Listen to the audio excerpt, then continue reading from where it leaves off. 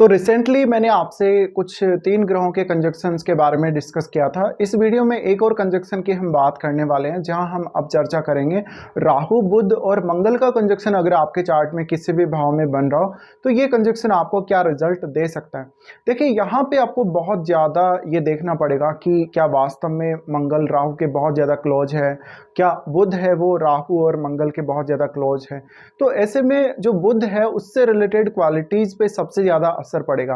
और क्योंकि यहाँ मंगल साथ है, मंगल साथ होने की वजह से यहाँ पर मंगल का प्रभाव स्ट्रांगली बुध पर पड़ेगा। तो ऐसे केस में वॉयलेंस के बहुत ज़्यादा चांसेस हैं, वाणी के द्वारा वॉयलेंस के या किसी से तर्क वितर्क होने के, वाद विवाद का यहाँ बहुत ज़्यादा डर है।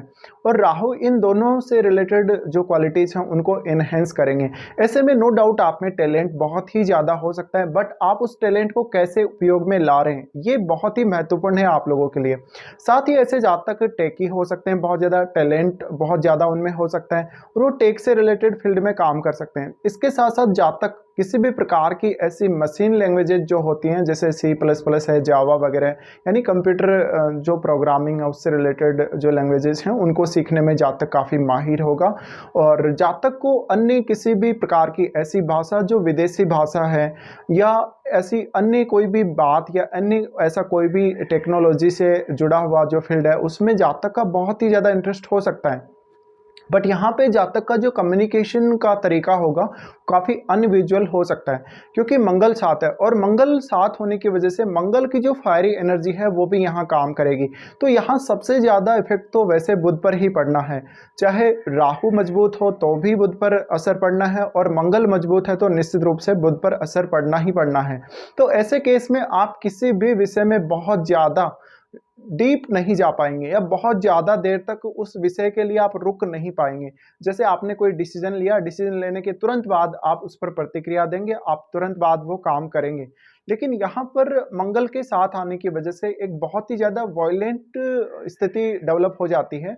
ऐसे में आपका अक्सर अपने बॉस के साथ या इवन अपने जो सिबलिंग्स हैं उनके साथ वाद विवाद या तर्क वितर्क हो सकता है छोटी छोटी बातों को लेकर।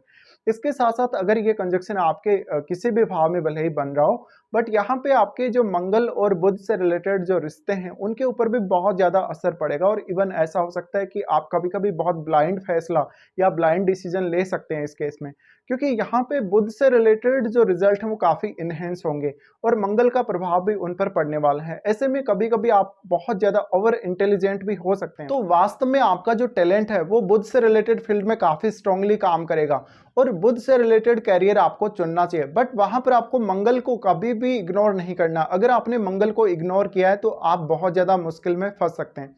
इसी प्रकार से ऐसे जातक वास्तव में पढ़ने लिखने में बहुत ज़्यादा अच्छे हो सकते हैं, वो बोलने में बहुत ज़्यादा अच्छे हो सकते हैं और इवन उनको बहुत ज़्यादा सुना भी जाएगा। ये वास्तव में दूसरों पर अपनी वाणी से प्रभाव बहुत अधिक डाल सकते हैं। तो यहाँ नो डाउट एक एक ऐसी बैलेंस वाली स्थिति जहां पर आपको राहु और मंगल दोनों ही मदद भी करेंगे बुध से रिलेटेड फील्ड में। बट जब हम मल्टीप्लाई करने की बात करते हैं या जब हम राहु के बहुत ज़्यादा ऐसे इफेक्ट की बात करते हैं जहां पे राहु काफ़ी तेज़ी से बुध से रिलेटेड चीज़ों को मल्टीप्लाई करेगा, तो राहु ही ऐसा ग्रह है जो वास्तव में बुध से रिलेटेड जो रिजल्ट है उनको काफ़ी ज़्यादा इतना ज़्यादा इन्हेंस कर सकता है कि बाद में आपको मंगल की जरूरत नहीं पड़ेगी। बट लेकिन उसके बावजूद भी अगर मंगल साथ है तो ऐसे में ओवरलैपिंग के बहुत ही ज़्यादा चांसेस हैं। तो कभी कभी आपका जो बोलने का तरीका है या जो कम्युनिकेशन का जो तरीका है, अपनी बातचीत दूसरों के सामने रखने का तरीका है, वो काफ़ी स्ट्रॉन्ग हो सकता है। बट वहाँ पे आप काफ़ी तेज़ बोलने का कोशिश करेंगे और कोड वर्ड का ज़्यादा से ज़्यादा आप इस्तेमाल कर सकते हैं इस केस में। साथ ही साथ आपको बुध से रिलेटेड कार्य क्षेत्र चुनना काफ़ी ज़्यादा अच्छा रहेगा, काफ़ी ज़्यादा बढ़िया रहेगा और आप इवन काफ़ी फास्ट चीज़ों को सीखेंगे। लेकिन आप उन चीज़ों को इम्प्लीमेंट कैसे करेंगे, आप अपने नॉलेज को कैसे यूज़ कर रहे हैं, ये आपके लिए बहुत ज़्यादा इंपॉर्टेंट हो जाता है। फिर आपके ये कंजक्शन जिस भाव में बन रहा है उस भाव से रिलेटेड रिश्तों को और आपके मंगल और बुध जिन जिन भावों को रिप्रेजेंट कर रहे हैं उन भावों से जुड़े हुए रिश्तों को आप जरूर देखिए। उन रिश्तों से आपकी जो एक्सपेक्टेशंस है काफ़ी ज़्यादा हाई हो सकती हैं और आप बहुत ही ज़्यादा टेकी हो सकते हैं, यानी टेक्निकल नॉलेज के मामले में आप बहुत ज़्यादा एडवांस हो सकते हैं इस कंजक्शन के रहते हुए। तो नो डाउट ये आपके लिए बहुत ज़्यादा फेवरेबल कंजक्शन है। बट इसके बावजूद भी ये कंजक्शन की वजह से कभी-कभी जब आप ट्रैवल वगैरह करते हैं या कोई लंबी दूरी की यात्रा करते हैं, बहुत लॉन्ग डिस्टेंस ट्रैवल अगर करते हैं, तो आपको थोड़ा सावधान रहने की ज़रूरत है, क्योंकि यहाँ पर अंगारक दोष भी उत्पन्न हो रहा है राहु और मंगल के मिलने की वजह से। अब यहाँ इन दोनों प्लैनेट्स की डिग्निटी कैसी है, ये आपको ज़रूर चेक करना पड़ेगा और उसके आधार पर ही इनके रिजल्ट्स डिसाइड होंगे।